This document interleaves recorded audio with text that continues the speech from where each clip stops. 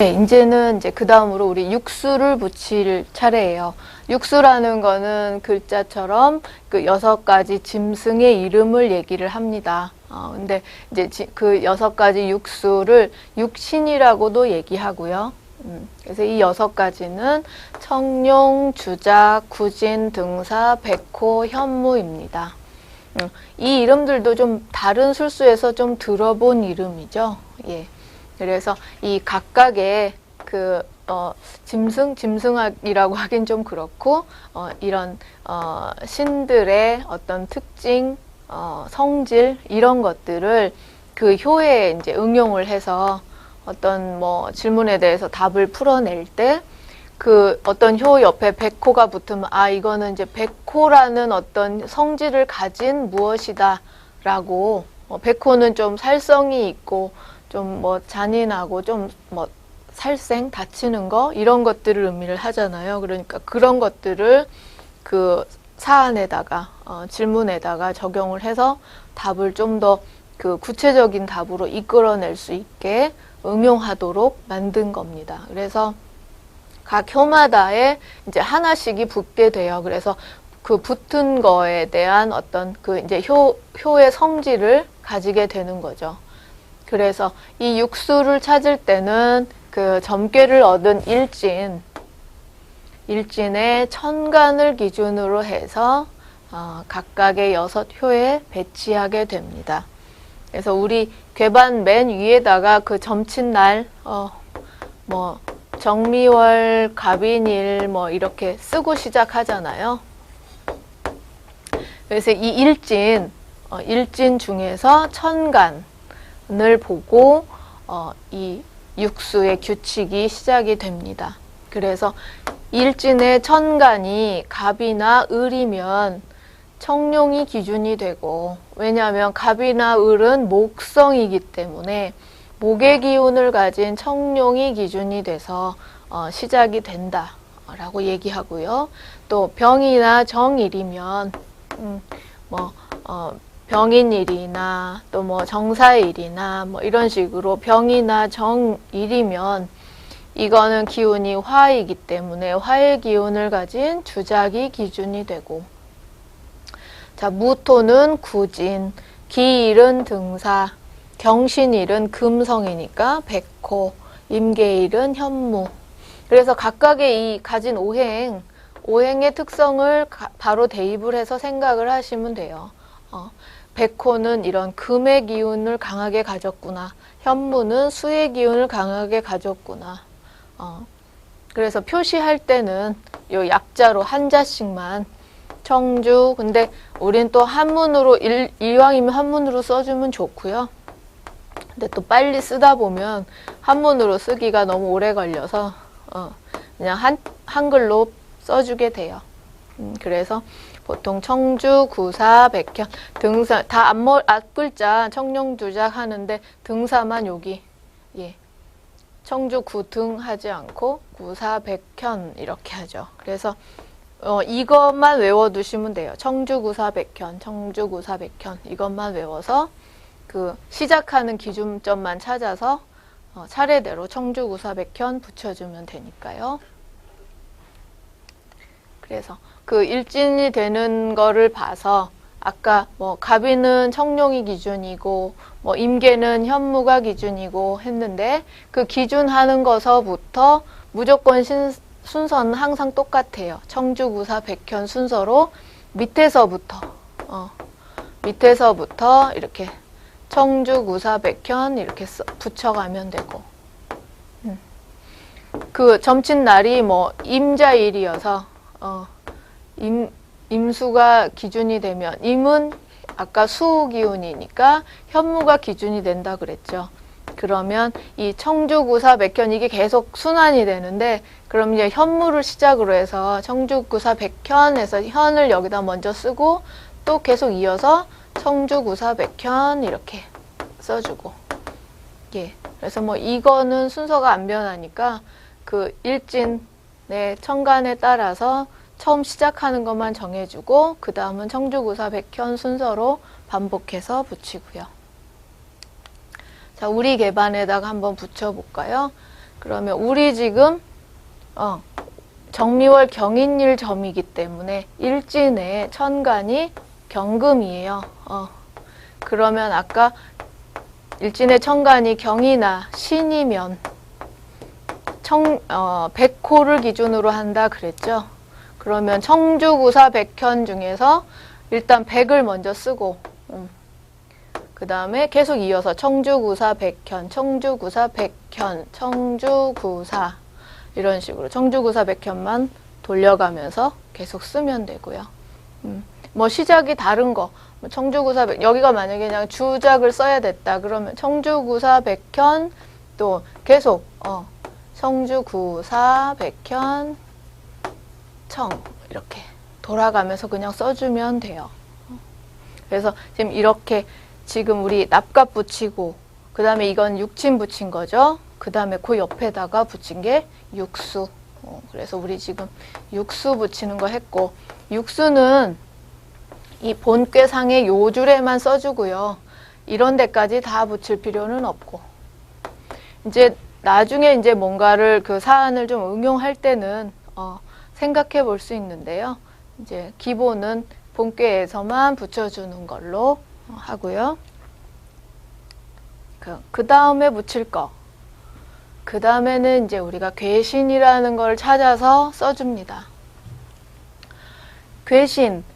그 괘의 어떤 몸이 되는 거다라는 글자인데, 같은 말로 월괘신이라고도 하고, 세건이라고도 하고요. 이 단어에서 알 수 있는 거는 뭔가 이게 월에 관계됐구나 하는 거를 좀 알 수 있겠죠.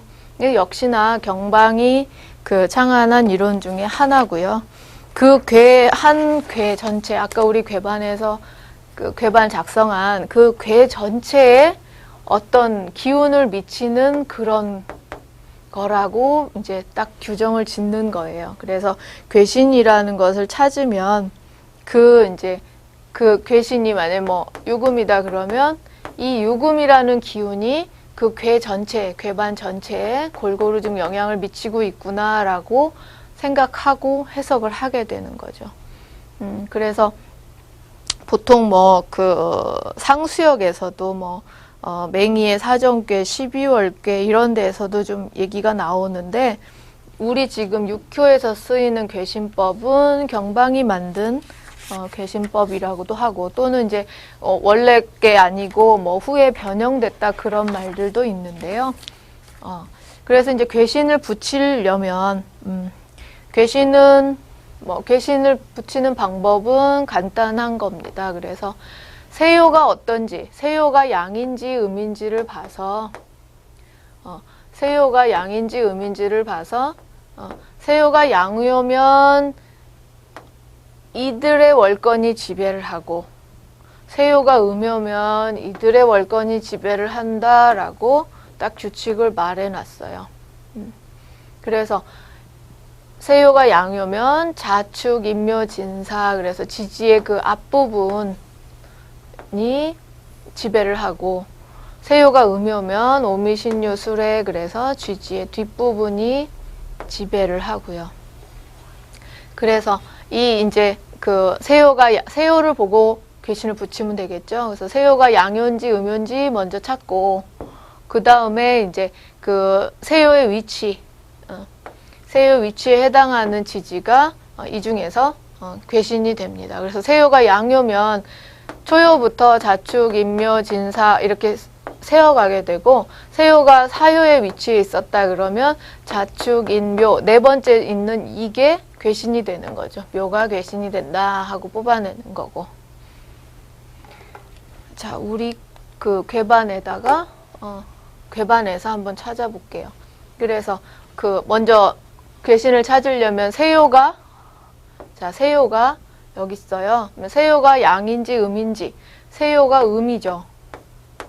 세요가 음이면 아까 오미신유술에 5부터 시작을 해서 오미신유술에 이렇게 진행이 되고 세요의 위치가 자 초요부터 1, 2, 3, 4요의 위치에 있죠. 그러면 여기서도 세서 1, 2, 3, 4 그래서 여기 있는 애가 괘신이 되는구나.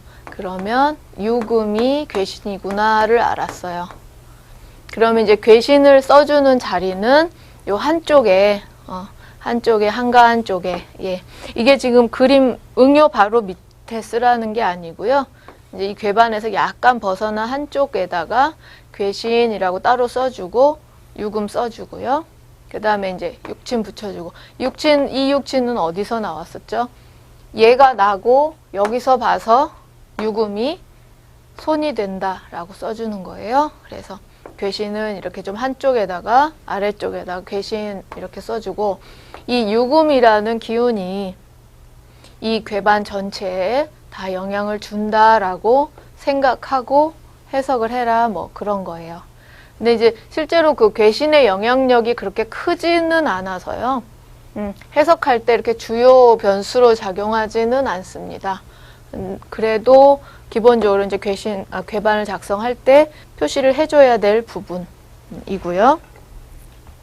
자, 그 다음에는 우리 이제 공망 표시. 공망은 뭐 명리에서 쓰시는 그 일주공망이에요. 일주순공망을 쓰는 거고, 일진을 기준으로 해서, 저 일진은 점친 일진. 우리 아까 뭐 무슨 월 무슨 일에 점쳤다 그랬으면 그 일에 대한 그 일진을 기준으로 해서 육식갑자 공망을 찾아서 공망이라고 써주고, 그 다음에 이제 괴 중에 그 공망이 있으면 그 괴 옆에다가 이렇게 동그라미를 딱 붙여줘요. 그래서 이게 복신이구나, 아니 공망이구나 하고 알 수 있게 이렇게 표시를 해주고요. 육식갑자 공망은 뭐 아시겠지만, 예. 그래서 갑자순이면 술의 공망이고, 갑술순이면 신유 공망이고요. 그래서 일진, 갑인일이면 뭐 무슨 공망이고 이렇게 찾아서 쓰시면 되고, 표시는 아까 괴신 쓴 밑에 자리에다가 공망이라고 해서 찾은 거. 우리 지금 경인일, 경인일의 공망인 오미. 그래서 공망 오미라고 써주고요. 여기다 써주고, 그 다음에 이 괴 안에 오미가 있는지를 찾아봐서 있으면 동그라미 쳐주고, 지금은 없죠. 예. 없으면 표시 안 해주고요. 만약에 공망을 찾았는데 뭐 자축이 나왔다. 그럼 공망 자축 이렇게 써주고, 그다음에 자축이 이 안에 있는지 봐야죠. 그러면 자 여기 있으니까 자 옆에다 붙여 동그라미 표시해주고, 여기도 있네요. 여기다 표시해주고, 또 변효도 갑니다. 변효도 가고, 예, 복신이 갈 수도 있어요. 그런 식으로 그 공망을 표시를 해주고요. 그러면 지금 여기까지 하면 공망까지 써주면 육효 괴반은 완성이 된 겁니다. 그래서 지금 여기까지 딱 쓰면 이게 지금 이제 우리가 해석에 들어가기 전까지 완성해야 할 육효 괴반의 작성이 된 거예요. 그러니까 뭐 이 괴 이름 쓰고, 납갑 붙이고, 육친 쓰고, 육수 붙이고, 세응 표시해주고, 괴신공망 찾고, 예. 그래서 지금 차근히 설명해드리느라고 오래 걸려서 그렇죠. 실제로 이제 작성하는 거는 시간 얼마 안 걸리고, 그러니까 연습 많이 해보시고, 이제 자주 써보시면은 금방 찾게 되고, 찾는 방법에서 아까 필요한 표는 그 팔궁, 본궁 있는 거, 팔궁, 뭐 소속궁 있는 그 표하고, 그 다음에 납갑표, 자인진 오신술 했던 그 표 있죠. 그거 두 가지 놓고, 나머지 거 새 찾는 법, 뭐 괴신 이런 거는 굳이 표 안 만들어 놔도 알 수 있잖아요. 그래서 이 표만 딱 준비를 해 놓으시고 하면은 육교 괴반 쓰는데 그렇게 어렵지 않으실 것 같아요. 그 다음에 이제 마지막으로 요거는 간단하게만 살펴볼게요. 앞으로 이제 우리가 다음부터 육효 이론을 본격적으로 들어갈 건데, 육효 이론을 얘기를 할 때 나오는 용어예요. 그래서 주요 명칭 중에서 이제 8신이라 그래서 8가지 용어가 있는데, 이제 용신이라는 용어를 가장 많이 씁니다. 그래서 뭐 우리 사주 할 때도 용신 얘기 많이 하는데요. 말 그대로 그 용신이에요. 그래서 점사에서 목적이 되는 오행이고, 주요한 그 사건을 풀어낼 그 키워드, 그게 뭐냐, 그거를 용신이라고 하고요. 그 다음에 원신은 용신을 생조하는 오행을 원신이라 그러고, 용신을 극하면 기신이라 그러고요. 이 기신을 도우면 구신이고, 그래서 이런 용어는 그 명리하고도 많이 비슷합니다. 그 다음에 이제 육효에서만 나오는 특이한 용어가 진신, 퇴신. 예, 이 진신, 퇴신은 동요와 변요 사이에서 얘기할 때 쓰는 용어예요. 그래서 우리 아까 이게 동했을 때 이렇게 변했다고 했잖아요. 그리고 여기가 이제 납갑이 이렇게 붙고 이렇게 붙어 있다고 쳐요. 그러면 진신은 이 동요에서 변요로 변하는 욕을 봐서 이 지지가 자축인묘 진사오미 그 순서로 비춰봤을 때 뒤로 갔냐 앞으로 갔냐에 따라서 진신 퇴신이라고 달리 부릅니다.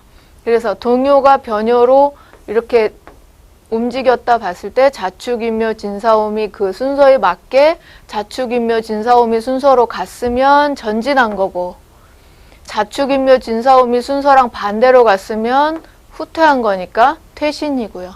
그러면 지금 여기서는 인에서 축으로 갔으니까 원래는 순서는 자축, 인묘, 진사오미 이렇게 순서가 나가야 되죠. 이게 전진 방향이죠. 근데 지금 여기서는 인에서 축으로 오히려 거꾸로 갔으니까 이거는 퇴신이다 얘기하고, 여기가 만약에 사로 변했다, 그러면 자축인묘 진사해서 이거는 전진 방향으로 변한 거죠. 그러면 인에서 사로 변했으면 이거는 진신이다 이렇게 얘기를 하고요. 이렇게 이제 진신, 퇴신이라는 말이 있고, 그 다음에 아까 우리 했던 복신, 그 다음에 복신의 상대적인 용어로 비신, 그래서 복신, 비신 같은 짝으로 얘기를 하고요. 그래서 어떤 효 밑에 숨어 있는 거, 그럼 이게 복신이고, 복신을 감추고 있는 이 친구가 비신이고, 그 다음에 용어는 팔효라 그래서 이제 효의 용어가 8가지.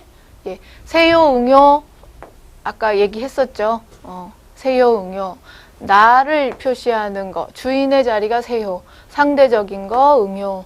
그 다음에 동효, 변효 얘기했었고요. 발동한 거, 동한 거를 동효, 동에서 변한 거를 변효. 간단해요. 그 다음에 이 지금 괴 중에서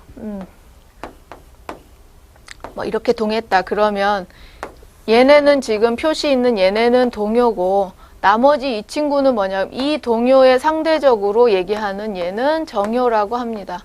그래서 그 움직이는 동요에 상대적으로 안 움직이는 효, 가만히 있는 효라는 의미에서 정효라고 얘기를 하고, 또 이제 이 정효, 발을 정자 쓰는 이 정효라는 표시는 그냥 이 본괴 안에 있는 이 효들을 전부 정효라고 부릅니다. 이거는 이제 이 변한 이 변효하고 상대적으로 봤을 때 원래 있던 효다라고 그래서 정효라고 부르고요. 또 간효, 간효는 세효와 응효 사이의 효들을 얘기를 합니다. 그래서 세를 여기 2효에 잡고 응효가 5효에 와 있으면 세효와 응효 사이에 있는 이것들을 다 간효라고 얘기를 하고요. 대효는 말 그대로 서로 짝하는 효니까 상대적으로 마주보고 있는 효를 대효라고 하고요. 그래서 이런 용어들은 이제 그 육효 이론을 우리가 공부해 가면서 자주 나오는 용어이기 때문에 일단은 이 간단한 뜻만 좀 알고 계시면 되겠고, 이론 중에 이제 또 좀 자세하게 설명드릴 일도 있을 것 같아요. 그래서 오늘은 이제 오늘까지 해서 육효 궤반 작성하는 방법 해봤으니까요. 연습 많이 해보시고 좀 능숙하게 하실 수 있도록 하셨으면 좋겠습니다.